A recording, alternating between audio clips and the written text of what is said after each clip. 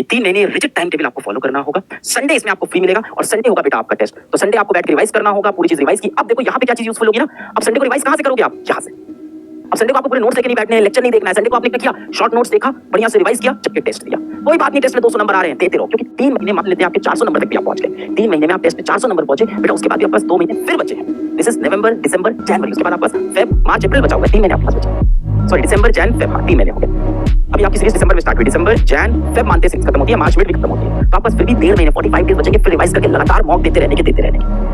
अभी पता है आप सबके अंदर बहुत मोटिवेशन आई होगा कि मैं कर ले जाऊंगा, मैं इसको फॉलो कर लूंगा। ये शेड्यूल फॉलो करना इतना आसान नहीं होने वाला है। आज आप सब मुझसे वादा करोगे, ये वादा आपने क्लास 11 में भी खुद से किया था, अपने माँ बाप से भी किया था, अपने भगवान से भी आपने ये वादा किया था क्लास 11 शुरू होते वक्त कि मैं बहुत कड़ी मेहनत करूंगा। कोई बात नहीं बेटा, पावर प्ले का वक्त आ गया है, लास्ट ओवर्स बचे हैं और इस समय भी बहुत से लोग होंगे जो इसमें अचानक से दौड़ते हुए आएंगे और आगे निकल जाएंगे। क्या होता है ना, जिस बच्चे की तैयारी अच्छी चल रही होती है वो स्टैग्नेंट हो जाता है, उसे लगता है सब सही चल रहा है, मैं ठीक कर रहा हूं, मैं तो सिलेक्ट हो जाऊंगा। और अब आप जिसके पास प्यास है, जिसको भूख है, वो पीछे से दौड़ता हुआ आएगा और अचानक से आगे निकल जाएगा। This is the time for you to shine and rise. हर रोज क्लास होगी और टीचर बहुत मेहनत करते हैं ऐसी क्लासेस के लिए। ऐसा नहीं कि बहुत ईजी होता है, इन क्लासेस के लेक्चर नोट्स प्रिपेयर करने के लिए एक रात पूरी गुजर जाती है, क्योंकि ये फिगर आउट करना कि जो टॉपिक 20 घंटे का है, 24 घंटे का है, उसे कैसे मैं 6 घंटे में ले आऊं, ये बहुत टफ डिसीजन होता है और कितना रेलेवेंट होता है। क्योंकि हम लोग पता है कहीं ना कहीं भारत के नीट देने वाले 50% बच्चे कहीं ना कहीं हम पे किसी न किसी फॉर्म में निर्भर करते हैं, उसकी हम लोग रिस्पेक्ट करते हैं, उसके लिए हम मेहनत करते हैं। तो लेक्चर नोट्स बहुत ध्यान से बनाए जाएंगे, बहुत मेहनत की जाएगी। आपको इस बारे में टेंशन नहीं लेनी है कि रेलेवेंट पढ़ा रहे हैं, रेलेवेंट पढ़ा रहे हैं, क्या छूट गया, क्या रह गया। हम लोग इतना रेलेवेंट पढ़ाएंगे कि उस नोट्स के अंदर से 650 प्लस आ जाए। वो नोट्स वो टीपीटी करने के बाद आप 650 अचीव कर सकते हो। नीट का एग्जाम आईटी एडवांस जैसा एग्जाम नहीं है कि आपके अंदर बहुत ही स्ट्रॉन्ग आईक्यू चाहिए हो। फॉरगिव मी, मैं ये बात बोल रहा हूं पर ये सच है।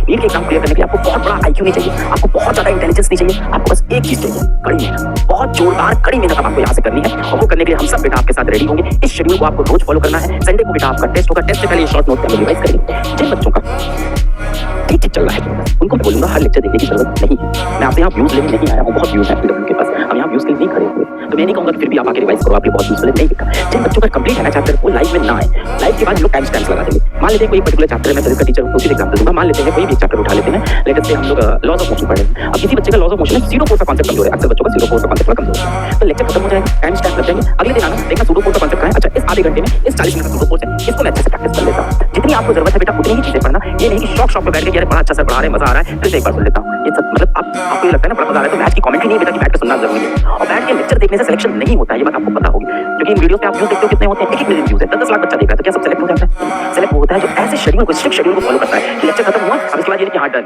खत्म, अब ये चैप्टर सीधा नीट में पढ़ूंगा। लेक्चर खत्म होते ही रिवीजन करना सबसे इंपॉर्टेंट है। उसके बाद सुबह उठे, फिर सुबह उठ के फिर रिवीजन किया, स्ट्रांग हो गया बेटा आपका चैप्टर। जिस बच्चे ने वो चैप्टर, अब आप इसमें सोच रहे हो सर बहुत से बच्चे हैं जो अप्रैल से पढ़ रहे हैं, जो मई से पढ़ रहे हैं, आपके दिमाग पे डेफिनेटली ये चल रहा होगा कि सर बहुत से बच्चे हैं जो अप्रैल में से पढ़ाई कर रहे हैं, उनकी प्रिपरेशन तो मुझसे बेटर होगी। अब मैं आपको उसकी भी कहानी बताता हूँ। बहुत से बच्चे हैं जो अप्रैल में से पढ़ रहे हैं, ठीक है, अप्रैल में से जो पढ़ाई कर रहे हैं, सर उनसे तो मैं आगे नहीं कर पाऊंगा, पढ़ाई कर रहे हैं, ठीक है। अब मेरा क्या होगा, इनसे तो मैं आगे नहीं निकल पाऊंगा बेटा। मैं बहुत सारे नीट एस्पिरेंट से बात करता हूँ, बहुत सारे, और सब यही बताते हैं कि सर मैंने चैप्टर 1 में ना, सर फिजिक्स के चैप्टर 1 में सर मैंने ना 300 क्वेश्चन लगाए थे। मैंने कहा बहुत अच्छा किया बेटा, वेरी गुड। फिर बताएंगे सर मैंने चैप्टर 2 के अंदर ना, जब चैप्टर 2 आया तो उसके अंदर भी मैंने 250 क्वेश्चन लगाए। मैं कहता हूँ बहुत अच्छा हुआ।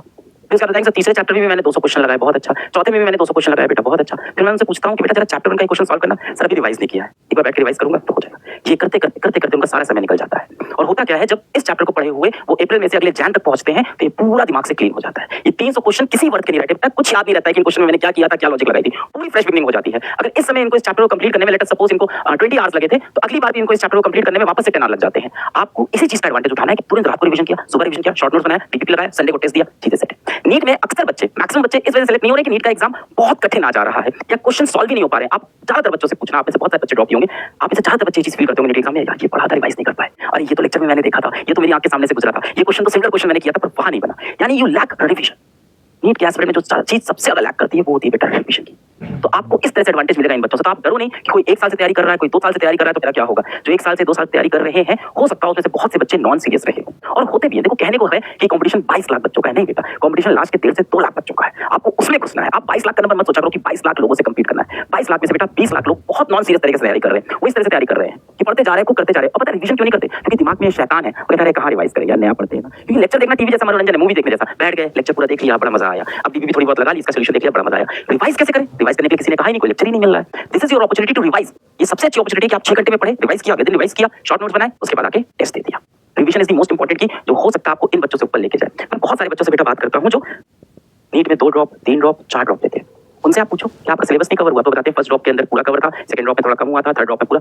वो पूरा सिलेबस कवर कर चुके हैं, वो सारे क्वेश्चन देख चुके हैं, नीट के अंदर जितने क्वेश्चन आते हैं सब उन्होंने कहीं ना कहीं सॉल्व किए, फिर भी उनसे वो क्वेश्चन नहीं बन रहा बिकॉज दे लैक रिवीजन। यहाँ पे बेटा आपको एडवांटेज उठाना है इस चीज का, और वो बच्चे भी डेफिनेटली रिवाइज करें जो बहुत ज्यादा पढ़ चुके हैं। सो रिवीजन इज द की, जो यहाँ से आगे लेके आपको जाएगा। पढ़ने बैठते हैं सोचते हैं कि क्या पढ़ें, इसीलिए तो बेटा सीरीज प्लान की। बच्चा बोल रहा है पढ़ने बैठते हैं तो समझ में नहीं आता क्या पढ़ें, तो बेटा इसलिए तो सीरीज प्लान है ना, शाम को 5 बजे लाइव आए, 11 बजे तक आपको लाइव में तो पढ़ाया, वो आप पढ़ो, फिर उसके नोट्स पढ़ो, अगले दिन सुबह उठ के फिर उसके नोट्स रिवाइज करो, फिर उसके बाद आप अपने शॉर्ट नोट्स बनाओ, उसके बाद आप डीपीपी सॉल्व करो। मैं समझ सकता हूँ बेटा, सबसे बड़ी प्रॉब्लम यही होती है कि आप कहते हो सर मैं जहाज में बैठ जाऊंगा, मैं चला जाऊंगा, भाई जहाज जाएगा कहाँ, ले कौन जाएगा? तो बेटा जहाज को चलाने के लिए बहुत ही काबिल कैप्टन पीडब्ल्यू में मौजूद है, जिस जहाज को चलाएंगे आपको इस जहाज में बैठना है, रूल्स को फॉलो करना है, डिसिप्लिन में रहना है, एकदम डिसिप्लिन में रहना है, चीजें बन जाएंगी बेटा यहाँ से। तो ये आप इस तरह के शेड्यूल फॉलो करो।